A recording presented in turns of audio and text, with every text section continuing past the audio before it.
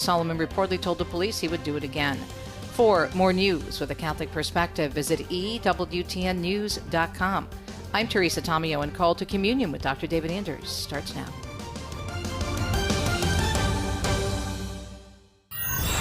What's stopping you from becoming a Catholic? Why can't women become priests? 1-833-288-EWTN. I don't understand why I have to earn salvation. 1-833-288-3986. What's stopping you? Why do I need to confess my sins to a priest? What's stopping you? This is Call to Communion with Dr. David Anders on the EWTN Global Catholic Radio Network. Hey everybody, welcome again to Call to Communion here on EWTN. Delighted to be with you on this beautiful Tuesday afternoon.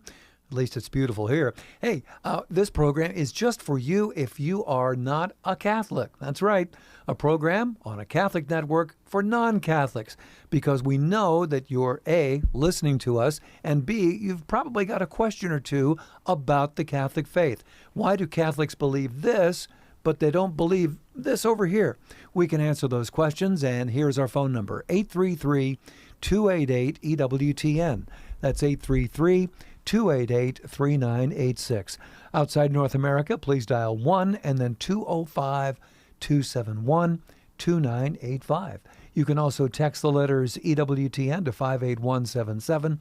Wait for our response. It'll be a real quick robo response. Once you get it, text us your first name and your brief question. Message and data rates may apply. And of course, you can always send us an email 24/7, ctc@ewtn.com. Pedro Quiles, our producer, Vanessa Sanchez on the phones. Rich Jesse is handling social media for us. If you'd like to ask a question via YouTube or Facebook, well, just put that question of yours in the comments box. Rich will see it. He'll shoot it to us in the studio, and off we go. I'm Tom Price, along with Dr. David Anders. Tom, how are you today? I am well, and you, my friend? I'm doing decent, thank you. Interesting question here from Joshua, who says, why did Jesus say to the thief on the cross, "Today you will be with me in paradise," when that day Jesus descended into hell to preach to the dead? And can you explain the beliefs around limbo? And that again is from Joshua. Yeah, thanks. So when Christ descends to the dead, and we are not talking about the hell of the damned. We're not talking about the hell of the damned. Okay.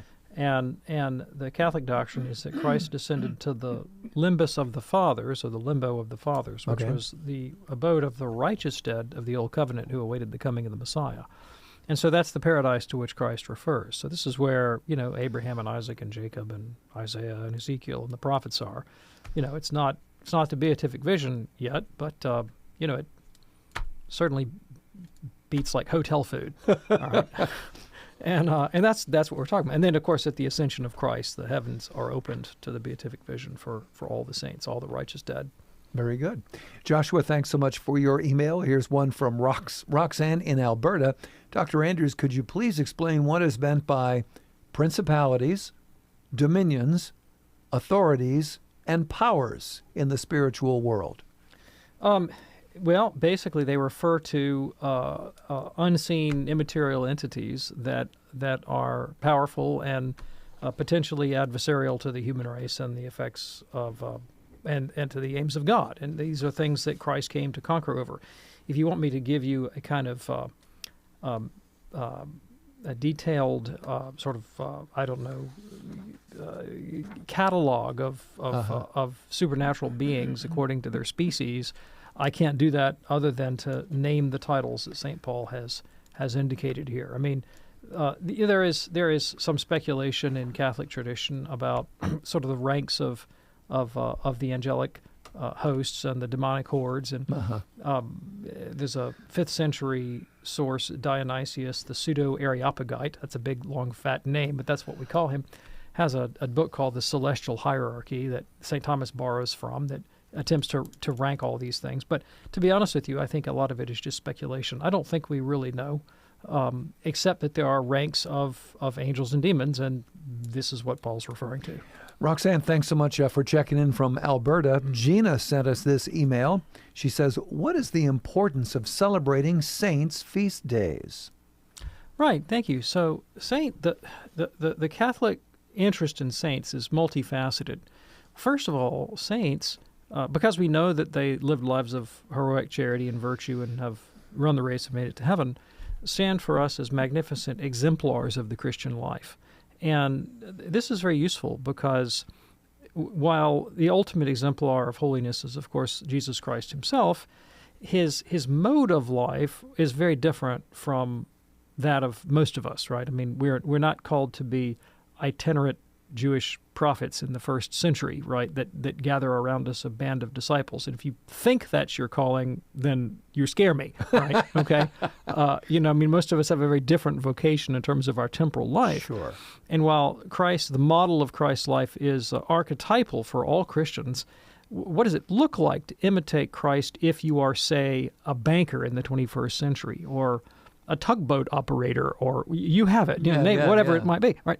Well, one of the virtues of the Catholic group of saints is that you can typically find someone who approximates your mode of life, who in fact came to holiness in that mode of life, and whether it was a matter of temperament or personality or vocational status or career, you can usually find somebody who's an interesting model, and you see what holiness looks like incarnated in different specific instances.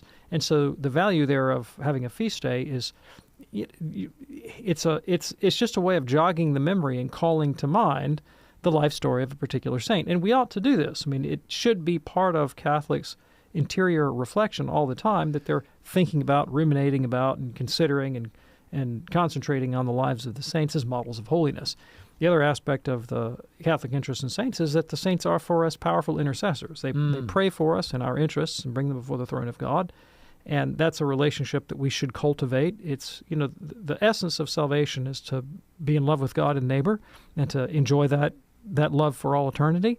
And one of the principal ways that we can express and grow in love for one another and fellow Christians is by bearing each other's burdens in prayer.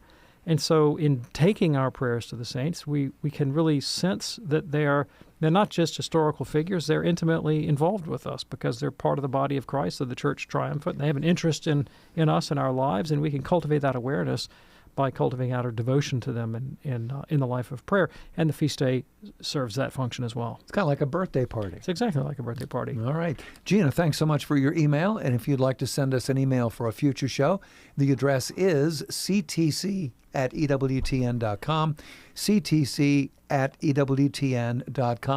All right, in just a moment, we're going to get to the phones. We'll begin with Ron in Overland Park, Kansas, listening to us on the EWTN app. Got some lines open for you as well, 833-288-EWTN. That's 833-288-3986. It is Called to Communion on this beautiful Tuesday afternoon here on EWTN. Do stay with us.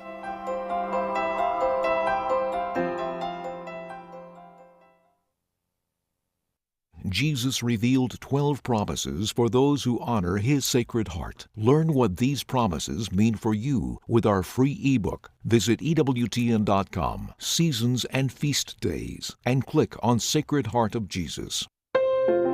This is a digital moment with Sandra McDevitt.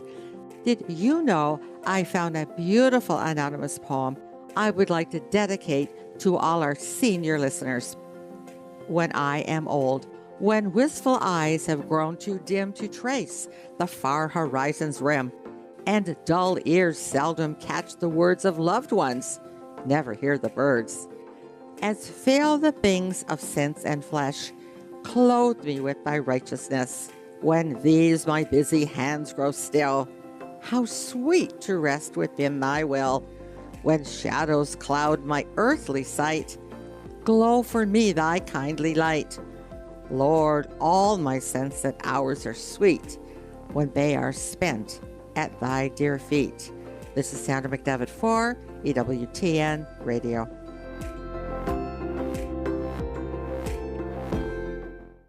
On the next Beacon of Truth, talking about religious freedom and continuing Soulful Psalm 119. I'm Deacon Harold Burke-Sivers, and I invite you to join me for Beacon of Truth. The way, the truth. This is EWTN Radio.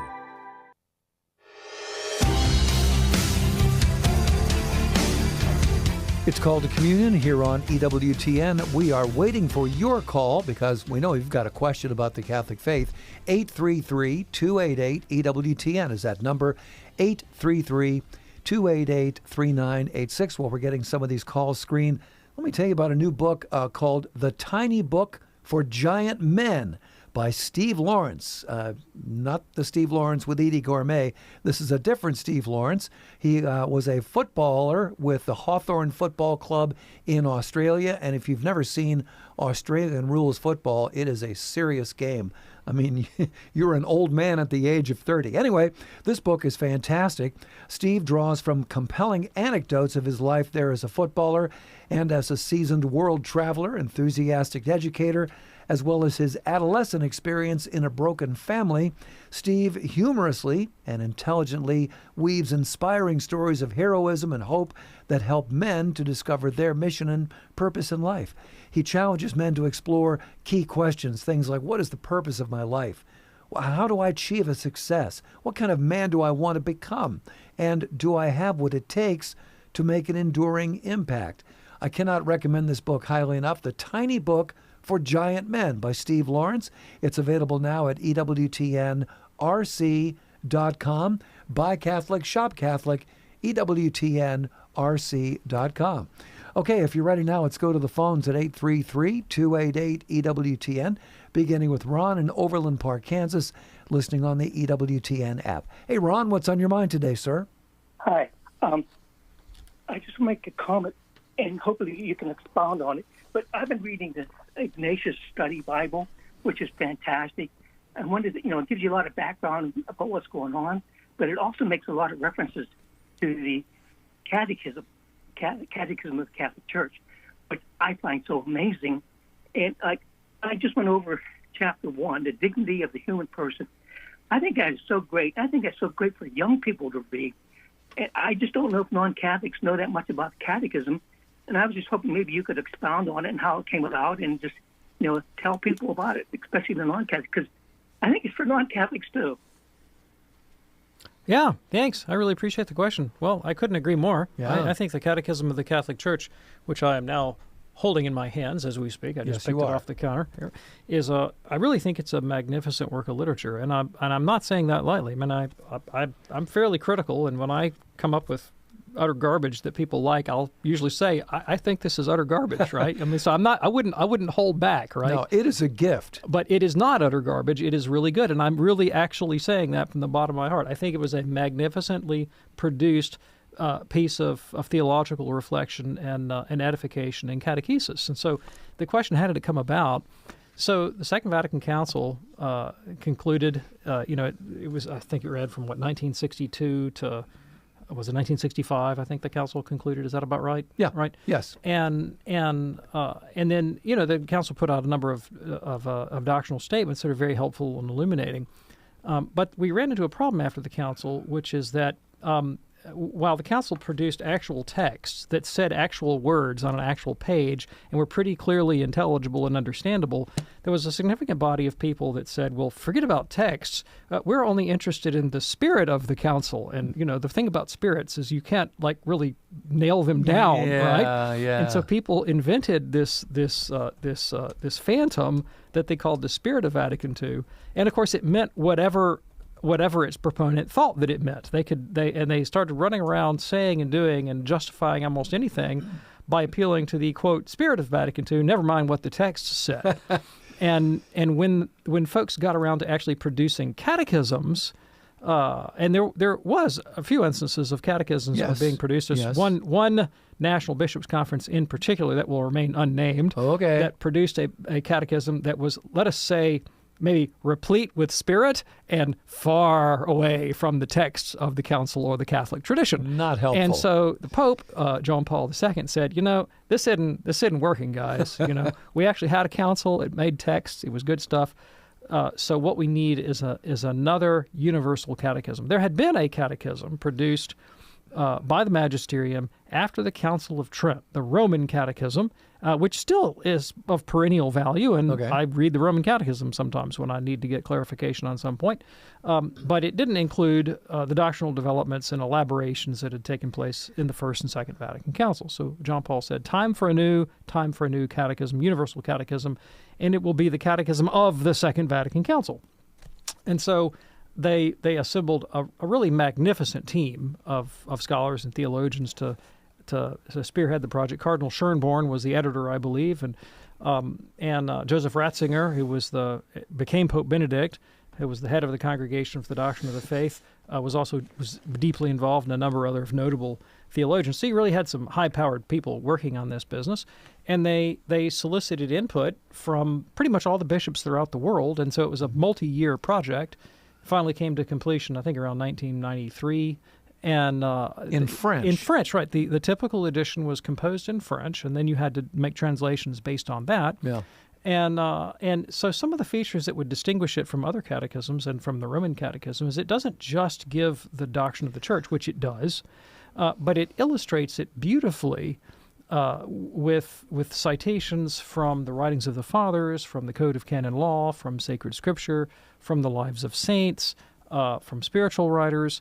And so it's a layered text that will include infallible dogmatic teaching and inerrant Scripture, but then other portions that are more illustrative. And so the thing kind of varies depending on the weight of the source text. Obviously, if you're citing the writings of a saint, it's not as authoritative as if you're citing Scripture. You have to keep that in mind.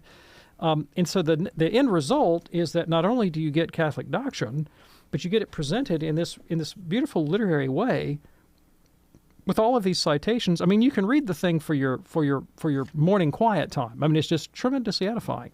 And the downside is that when you're a Catholic radio host and you need a quick answer to a dogmatic question, you want to review something, you're like, oh, this is way too rich. I can't read all this in the next 30 seconds before this guy answers his question. But no fear. At the end of each chapter, there's a helpful in brief summary that bullet points what the Catholic radio host can't assimilate over 10 pages, right? So it really is just a magnificent work. And when I read the thing cover to cover before I became Catholic, and it's 800 pages, so it's quite a bit of a read. But yeah. I went to the gym, got on an exercise bike and a treadmill, and I opened the thing up, and I started on page 1, and I made it all the way through page 800. Wow. And I had done a lot of Catholic reading before that, but this is sort of like the last straw, make sure I really know what I'm getting myself into. And then I went and knocked on the door of my local parish and said, I'm ready to become Catholic. He said, tell me about yourself. I said, well, I did this, I did that, and I read the catechism. He goes, oh, yeah, you are ready. Let's go. How about next Tuesday? Actually next Sunday. Got confirmed on November 16th, 2003, and the Catechism of the Catholic Church was a not insignificant factor in that process. And I, as a catechist today, I use it every day. Ron, thanks so much for your call. What a great way to kick off the program today. That opens up a line for you right now at 833-288-EWTN. That's 833-288-3986. A couple lines are open for you right now. Call to communion on this Tuesday afternoon here on EWTN. Let's go to Jim now in Valley, Nebraska, listening on the Great Spirit Catholic Radio. Hey, Jim, what's on your mind today, sir? Hi. I have a sister-in-law that has, she was married in the Catholic Church. The marriage went south, and she was pretty much forced to get a divorce. Okay. She has since remarried probably 15 years ago. She was unable to get a annulment, and her current husband is in the same situation. And she was visiting the other day and mentioned that she wishes that she could at least go to confession. She goes to church all the time. She's very active in a lot of the activities, St. Vincent de Paul, stuff like that. Uh-huh. I thought that she maybe could. I told her that I would call Dr. Anders because he knows everything. So I appreciate you answering my question. Okay. I appreciate the confidence you place in the radio show. I can assure you I do not know everything. And, what I know, I can manage to squeeze down one tiny microphone, right? But the stuff I don't know is mammoth, right? But thank you. So here's the skinny on this. She can certainly go to confession, But the requirement in confession is that she make an honest confession of all her sins and repent of them and make a firm purpose of amendment. That is to say, she intends to not do them again or not to keep on doing them. And one of the things that she would obviously confess is that she got herself into an invalid marriage that the church doesn't recognize, and presumably is living in the normal marital way with somebody that the church regards as not her lawful husband. So to receive absolution, she would have to say, I'm sorry for these things, and I intend to stop doing them. I intend to stop doing them. Now, this is difficult.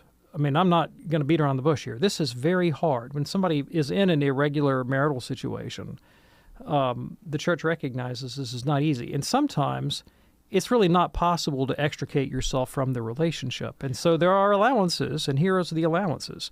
The church will sometimes allow people who are in irregular unions to live as brother and sister and come back into the regular practice of the Catholic faith. But that's also hard for obvious reasons. Sure. So, you have to make a choice there. So can she go to confession? Absolutely, yes. She go this afternoon. I mean, nothing's stopping her from going to confession.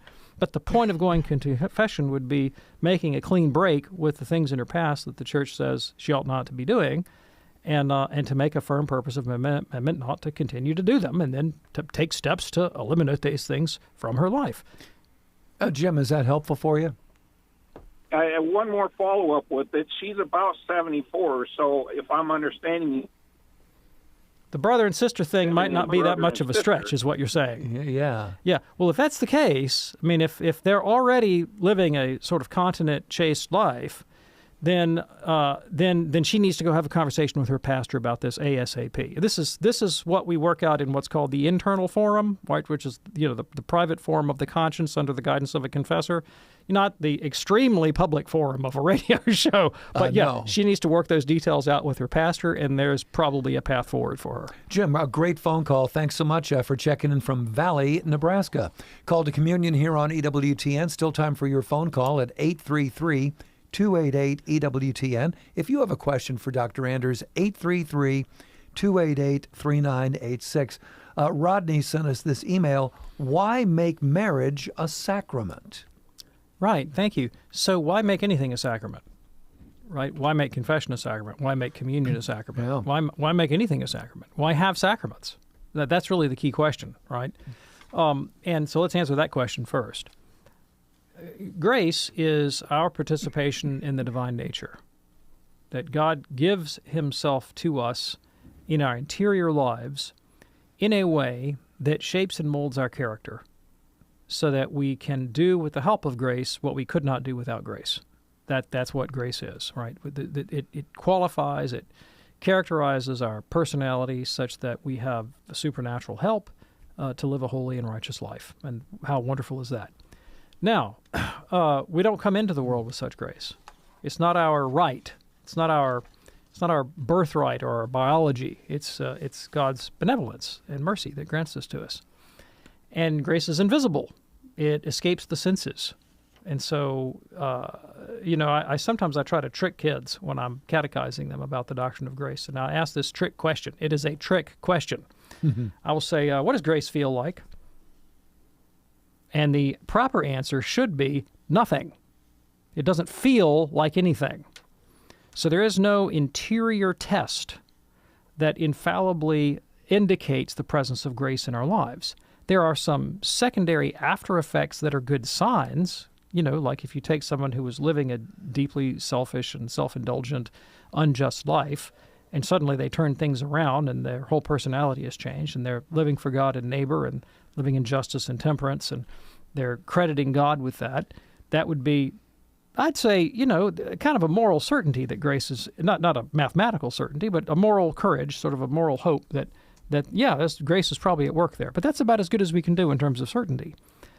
And of course, we can ask for grace, but since we're not looking for, having a Damascus Road experience and the light opens up and we get, smacked in the head with a heavenly mackerel or something, you need to have some sort of tangible point of contact to give assurance that, yes, I really have encountered the offer of grace. And so the first thing that sacraments do that's just magnificent is they give us that tangible point of contact. Because they're material, when you lay hold of a sacrament to which Christ has given a promise of divine assistance, you know that the thing works because he said so. You run into the sacrament, you know, okay, I know there's grace here for me, right? So that is tremendous encouragement. Psychologically, it encourages you, gives you hope in the life of faith and holiness, right? That's number one. Another reason to have sacraments is that because the sacraments have a signifying character in addition to conveying grace, they also teach. They have pedagogical value. And they teach in a sort of nonverbal way, which is important. You talk to grammar school teachers about how do you teach kids, and they'll say, well, everybody has a different learning style. You know, you have kids that are tactile and kids that are visual and kids that are auditory, and I'm sure there are other learning styles as well. Well, the sacraments engage all of this machinery, right? There are words, there are signs, there are gestures. They get the body involved. But they teach truths about the Catholic faith. So take baptism, for example, which both symbolizes and affects our death and resurrection with Christ and washing of the soul of sin. All that's conveyed by the imagery of water and washing. And we can internalize that and reflect on it. And, of course, when we use holy water, we're reminding ourselves of the grace of our baptism and the washing away of sins from our souls. And so, one, they give us this tangible point of contact. Two, they teach and instruct us as to the nature of the change that we want to take place. And the third thing they do for us is they bind us together around common rights in a community. Hold that thought. I want to come back to it after the break. Stick with us there, Rodney. We'll continue your question on the other side, and we'll also get back to the phones at 833-288-EWTN. Do you have a question for Dr. David Anders? We'd love to hear it. 833-288-3986 for Call to Communion. The Catholic Church has entered a new era, a moment that will shape the faith of 1.3 billion Catholics worldwide. Dr. Matthew Bunson, Vice President and Editorial Director for EWTN News, takes you behind the Vatican walls, unveiling the untold story of Leo XIV, the Church's new shepherd in Leo XIV, Portrait of the First American Pope.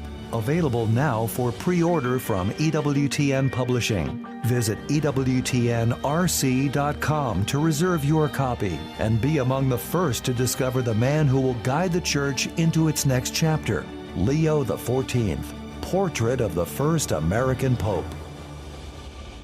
Some atheists attack the faith by propping up a ridiculous idea that no one actually has about God, and then knocking that idea down.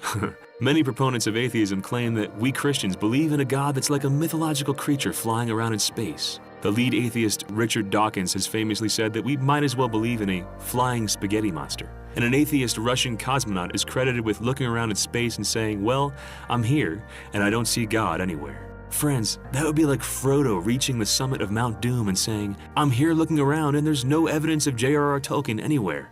Frodo, you're in the story. Christians don't believe in a mythological creature flying around in space.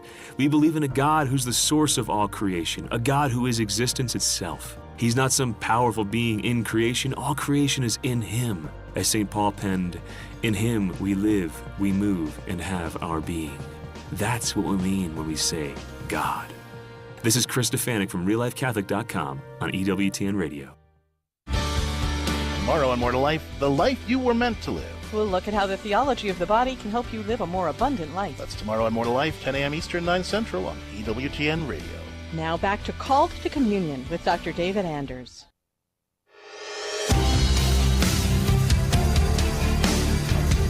It's Called to Communion here on EWTN. There is time for your phone call. We have lines open, and perhaps you can snag one of them at 833-288-EWTN. That's 833-288-3986. Before the break, we were unpacking a question from Rodney, who wanted to know, why make marriage a sacrament? Yeah, thanks. So I thought to answer this, I ought to begin by answering the question, why make anything a sacrament? Why have sacraments? Mm-hmm. And I'm following the teaching of St. Thomas here and giving these answers. These are his answers.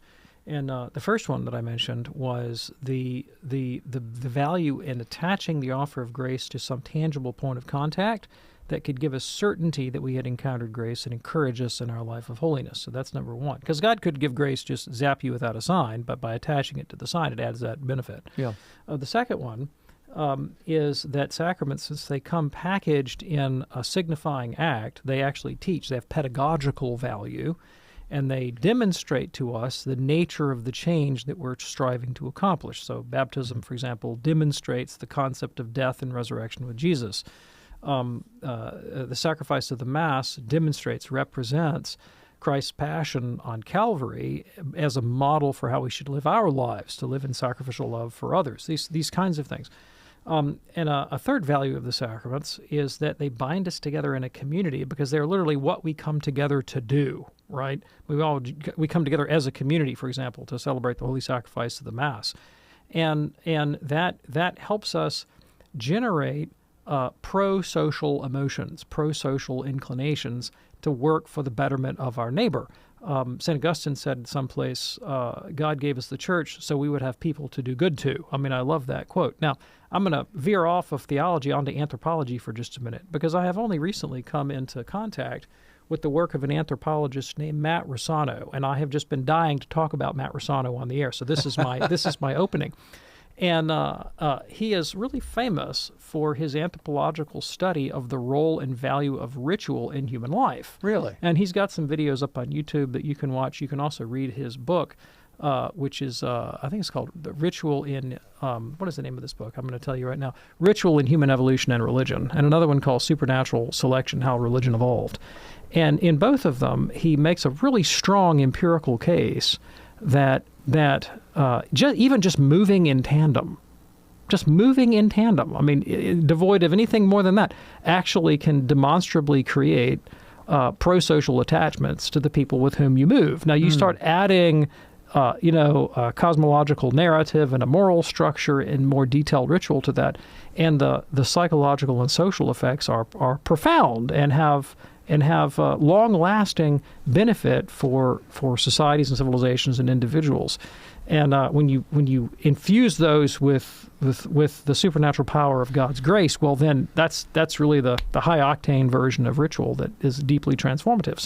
So these are ways in which all the sacraments function.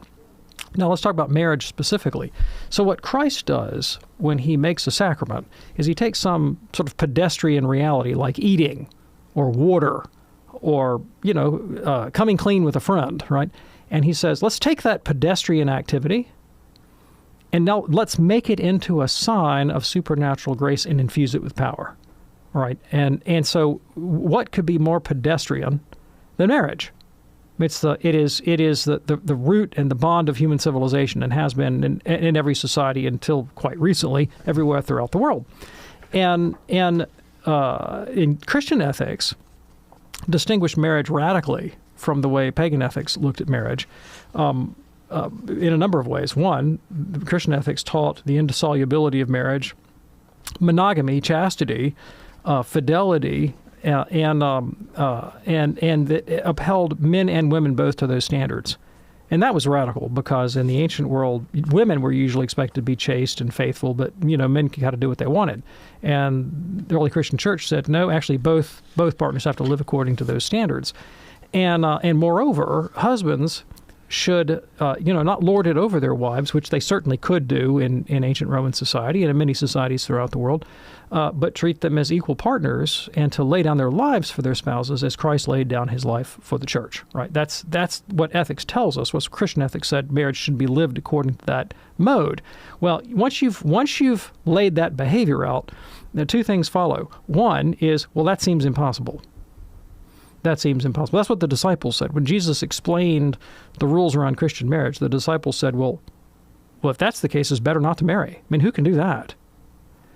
And Jesus said, you're absolutely right. It is impossible for men, but it's not impossible with God. Right. So number one, you need grace to live those arduous demands of marriage. And look, you don't need grace to go down to the courthouse and get a piece of paper. Like, anybody can do that, right? You need grace to actually live the fullness of what the church says marriage should be, right? That's number one.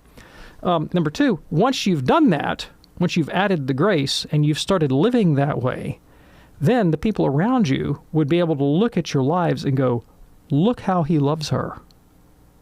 How astonishing. Look at the character of this relationship. Look at the fruitfulness, the fecundity of this relationship, the way their children are being brought up. What's going on there? And then Jesus says, well, you know what? That's actually a pretty good indication of what I do for the church. This is the kind of love I have for the church. Thus, marriage is tailor-made. Christian marriage, graced marriage, is tailor-made to be a sign of the relationship of Christ to the church. Remember how sacraments have grace and they have some signifying convention, right? Both of those things are present in the graced Christian act of marriage.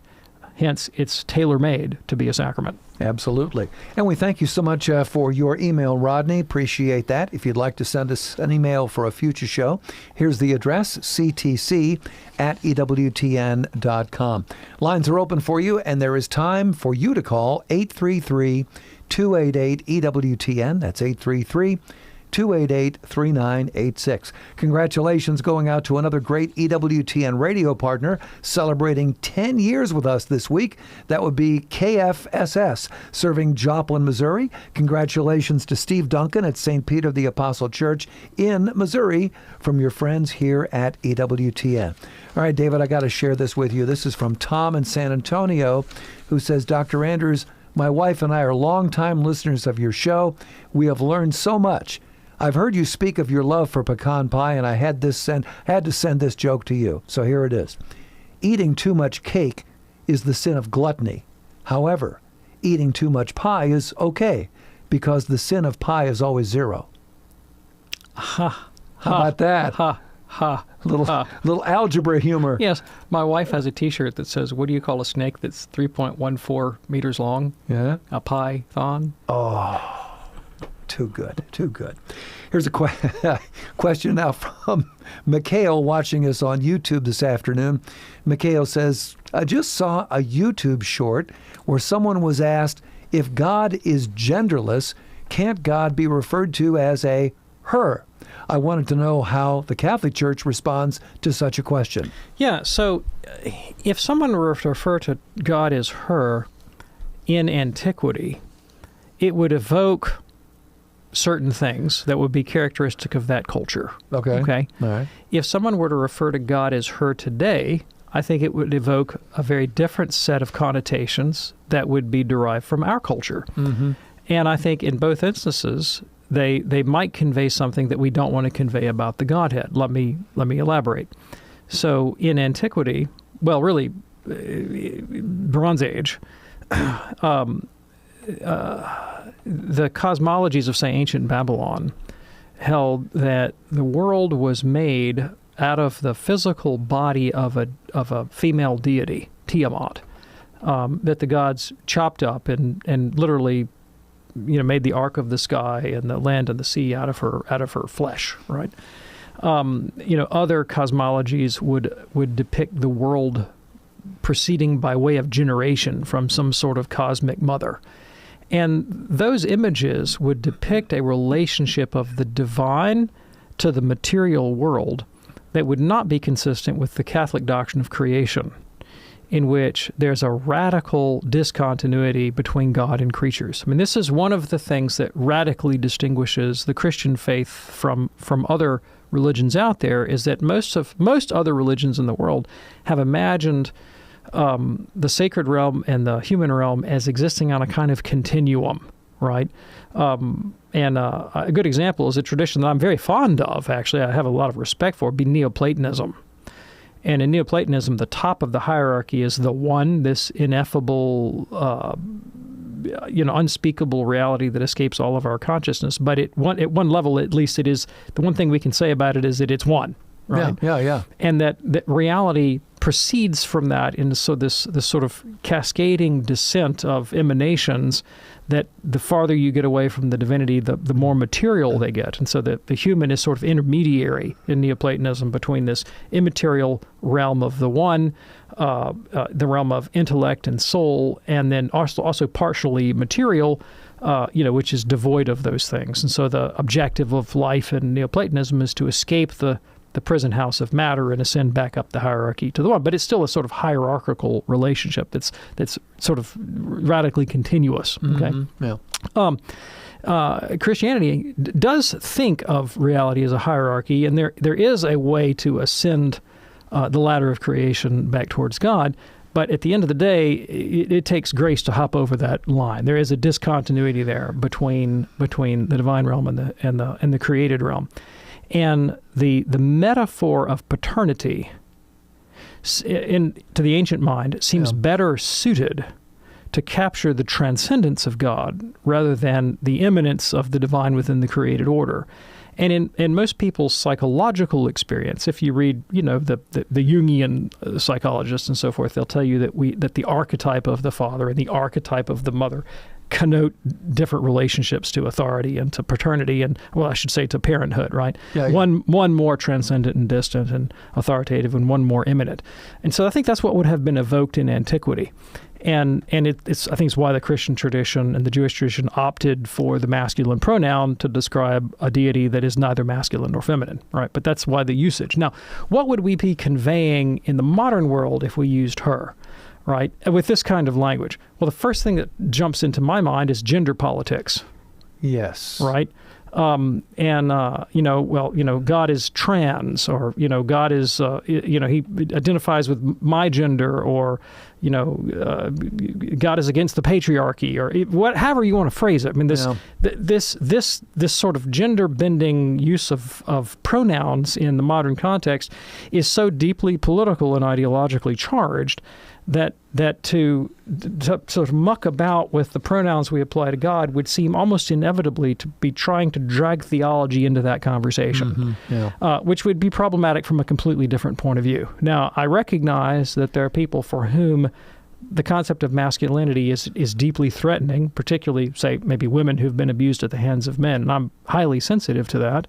And I think, there's a pastoral context in which if I were dealing with somebody that was a victim of that kind of abuse, I would probably avoid gendered pronouns of all kind when referring to God, right? But the church has a reason why it adopted this vocabulary, not least because Christ himself used it, and it emphatically is not enmeshed in modern gender politics. That's not the reason for the language. And so we're going to stick with the language that Christ and sacred Scripture and tradition use, and not let theology kowtow to the exigencies of modern political and ideological sensibility. Thanks so much for your question. It is called to Communion here on EWTN. Tomorrow morning on Catholic Connection with Teresa Tomeo, another power-packed show.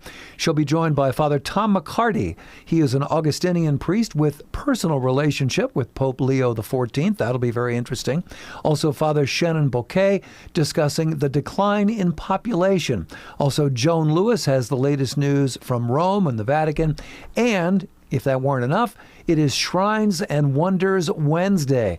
All that tomorrow morning, Catholic Connection, 9 a.m. Eastern, only on EWTN Radio. Let's go to this question now from Jack, watching us on YouTube. Dr. Anders, having been a former Protestant, could you mention a couple of positives that we Catholics could learn from Protestantism? Yeah, sure, absolutely. So, first of all, the Protestant Reformation was in large measure motivated by the concern to get the Christian people as a group back involved in the active participation in sacred liturgy. Okay. And it's a long conversation to have about the way the liturgy was celebrated in the late medieval world. But the clericalist emphasis on the distinction between priests and laity, where the priests really did the whole Mass, and the laity almost did their own thing over on the side, and the two actions could be radically discontinuous with one another. And when you study, say, the medieval prayer books that were given to laity after the invention of printing, and you read their theology, they're very interesting, but you come to realize that they really are doing their own thing that's very different from the theology of what's happening at the altar. Okay? Yeah.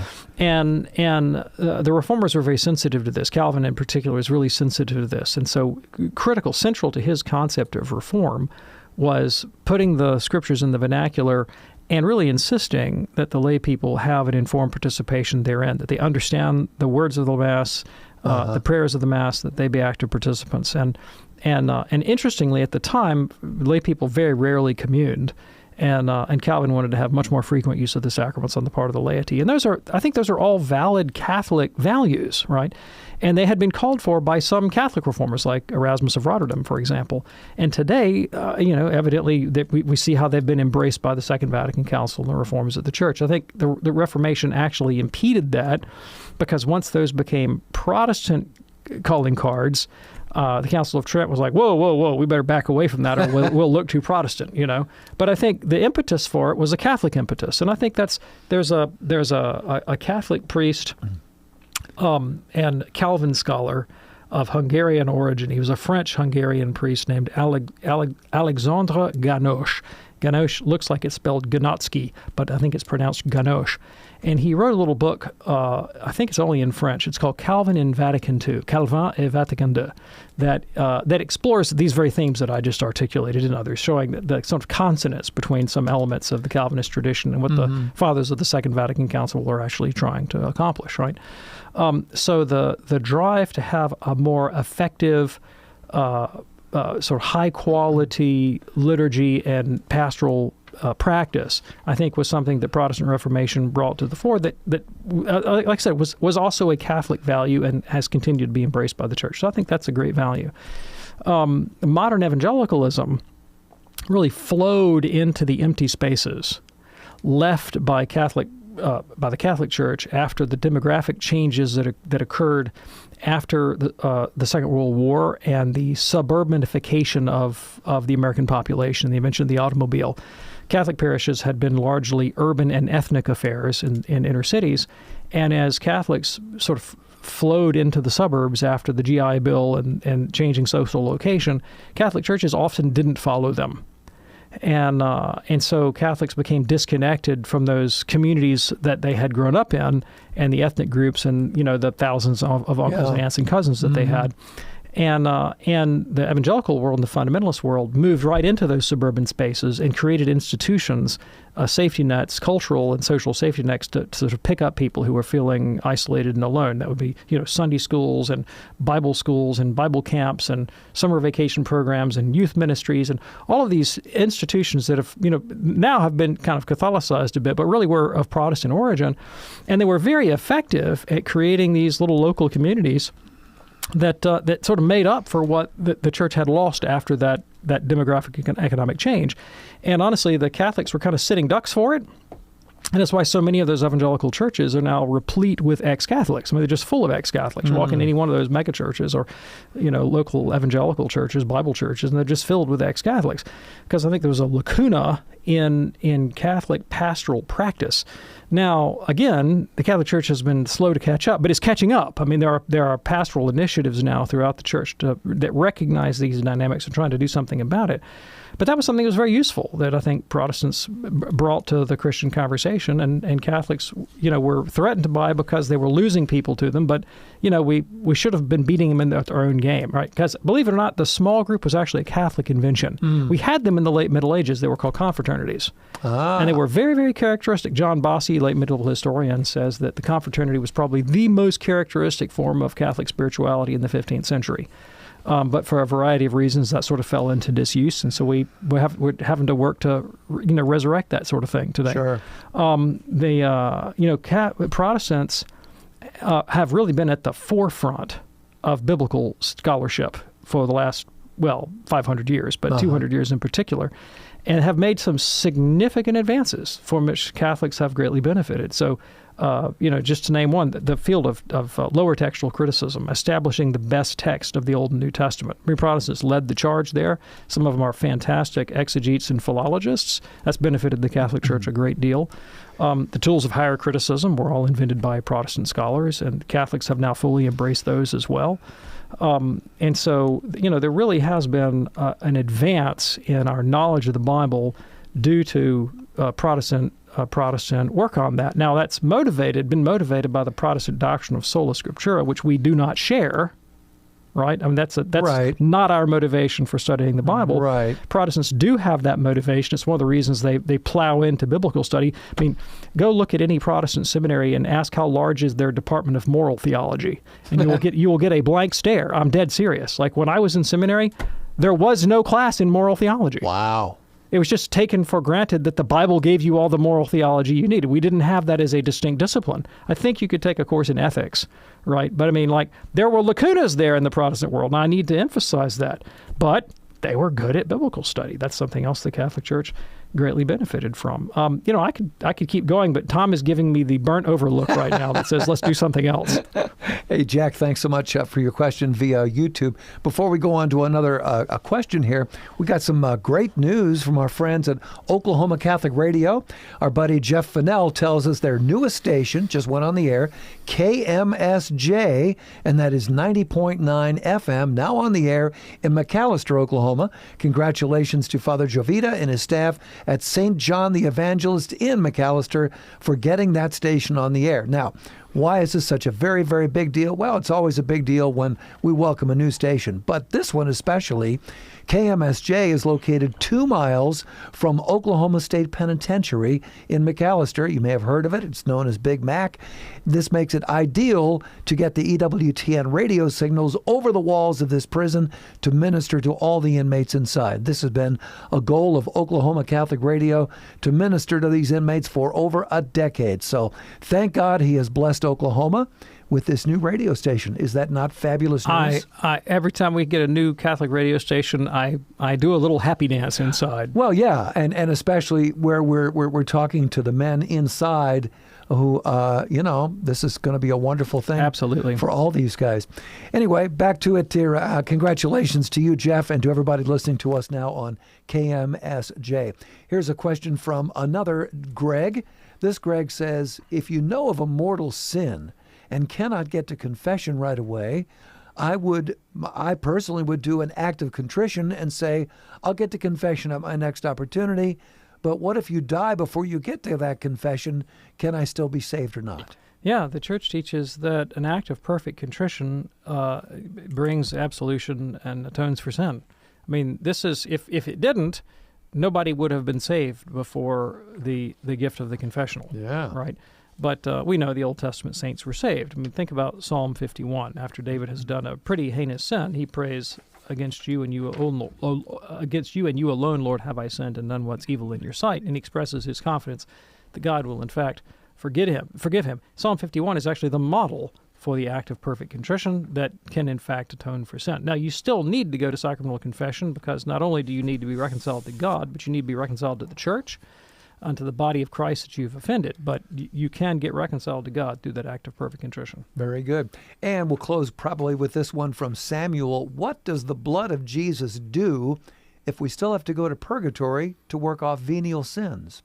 Oh, yeah, thanks. So the blood of Christ wins for us the grace of redemption, which is, I mean, how could you ask for more? I mean, that's just amazing, right? It makes satisfaction to God for the sins of the whole world and provides for us the gift of sanctifying grace and the outpouring of the Holy Spirit in our lives, and connects us to God through Christ, puts us in a supernatural state, and provided we continue in that state, assures our travel to heaven. So, I mean, it does the whole show.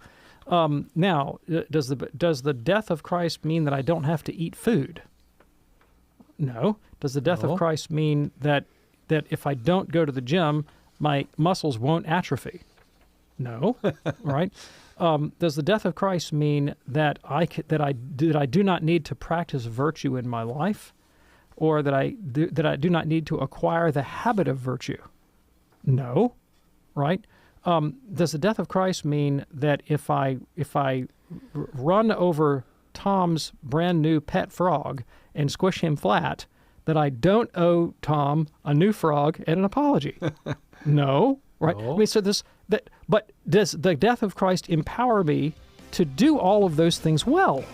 Yes, and with grace and with virtue. Yes, and with beauty. Yes, of course, right? And if I have offended God or my neighbor, and I owe some debt of reparation, the death of Christ does not mean that I don't owe those things in justice. It just empowers me to do them and guarantees my passage to heaven. Samuel, thank you so much for your question, and we're glad to tackle that one today as we're heading out the door. Dr. David Anders, thank you, sir. Thanks, Tom. Don't forget, we do this program Monday through Friday right here on EWTN, 2 p.m. Eastern for our live broadcast. Check out the podcast on Podcast Central anytime you wish by going to EWTN.com/radio. Look for the words Podcast Central. On behalf of our fantastic team, I'm Tom Price along with Dr. David Anders. Thanks so much for joining us. Do stick around for Open Line Tuesday with Father Wade Menezes coming up next. God bless. Another great podcast on EWTN Podcast Central is The that informs our notions of morality and spirituality, liturgy and the sacraments, and so much more. You can hear this and other faith-filled podcasts at EWTN Podcast Central.